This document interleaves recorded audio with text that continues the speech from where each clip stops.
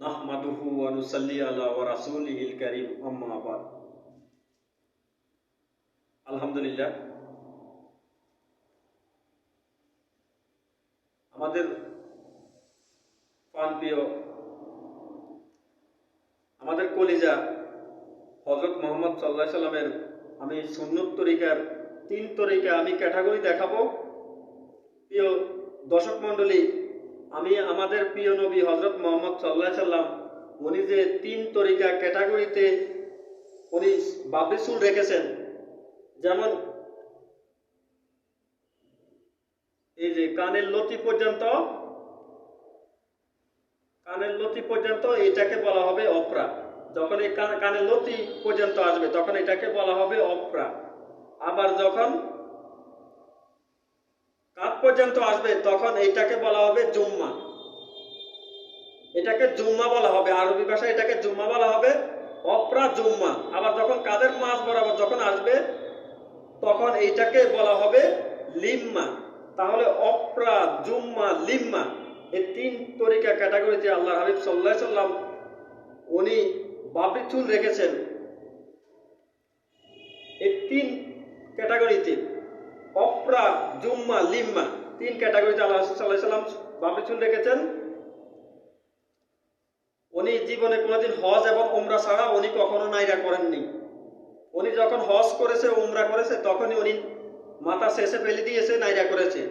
কিন্তু আমাদের সমাজের ভিতরে অসংখ্য মানুষ আছে, তারা না জানার কারণে যখন বাবরি চুলওয়ালা মানুষকে দেখে তখন বলা হয় ভান্ডারী শরীফের মুরিদ, ভান্ডারি করে, মাজারে মাজারে থাকে, বিভিন্ন কটাক্ষ করে তারা মন্তব্য করে। কিন্তু এদের ইসলামের জ্ঞান কতটুকু? এদের ইসলামের জ্ঞান, এরা খালি দুনিয়া লোভী, এরা হলো দুনিয়া লোভ লালসা। এদের কোনটা সুন্নত কোনটা বিদআত এরা এগুলি জানে না।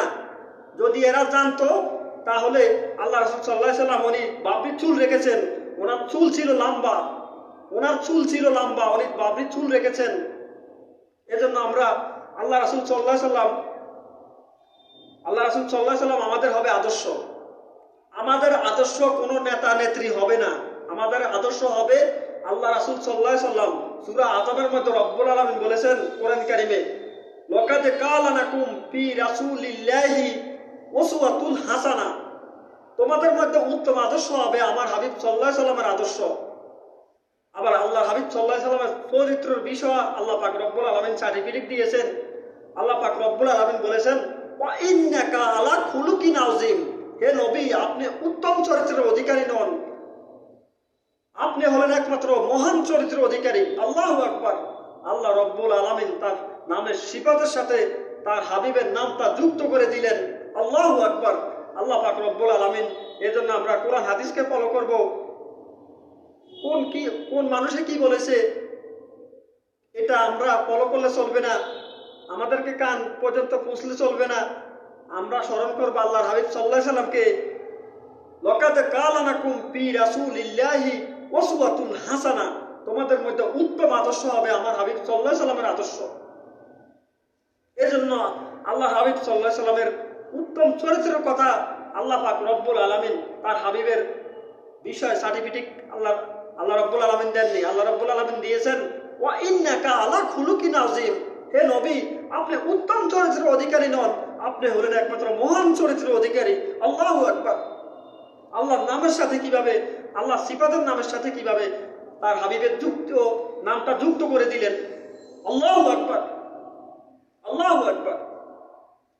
এজন্য আসুন, আমাদেরকে কে কি বলে আমরা এগুলি না দেখে আল্লাহ হাবিব সাল্লাল্লাহু আলাইহি সাল্লামের সুন্নতি, দাড়ি, পাঞ্জাবি এগুলি আমরা ইউজ করব।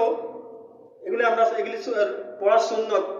এই যে বাবরি রাখা সুন্নত, দাড়ি রাখা হলে ওয়াজিব, দাড়ি রাখা হলে ওয়াজিব, বাবরি রাখা সুন্নত।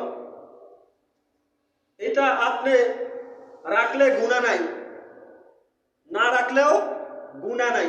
এই বাবরি চুলটা এটা আপনি রাখলেও গুনাহ নাই, না রাখলেও গুনাহ নাই। কিন্তু আপনি যদি একটা আল্লাহ হাবিব সাল্লাল্লাহু আলাইহি সাল্লামের একটা সুন্নতকে আপনি যদি জিন্দা করেন যদি, তাহলে আল্লাহ হাবিব সাল্লাল্লাহু আলাইহি সাল্লাম কাল কিয়ামতের ময়দানে হাউজে কাউসারের পানি পান আপনাকে করাবে। হাউজের হাউজে কাউসারের পানি পান আপনাকে করাবে কাল কিয়ামতের ময়দানে।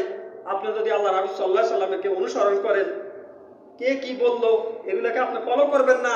মানুষ বিভিন্ন রকম কথা বলবে, তারা তো দিন বুঝে না, তারা তো আখিরাত বুঝে না, তারা তো ইসলাম বুঝে না। যদি ইসলাম যদি বুঝতো তাহলে এই সমস্ত বিষয় নিয়ে তারা কটাক্ষ করতো না, আলেম ওলামাদেরকে নিয়ে কটাক্ষ করতো না, এই সুন্নতি লেবাস নিয়ে কটাক্ষ করতো না। আপনি এই বাবরি চুল রাখতে পারবেন, কান বাবরি পর্যন্ত আপনি রাখতে পারবেন ইনশাআল্লাহ। আমি কান বাবরি পর্যন্ত রাখবো, এতটুকু আমি রাখবো ইনশাআল্লাহ। এই চুলটাকে আমি ওখানে আর কাটবো না, আমি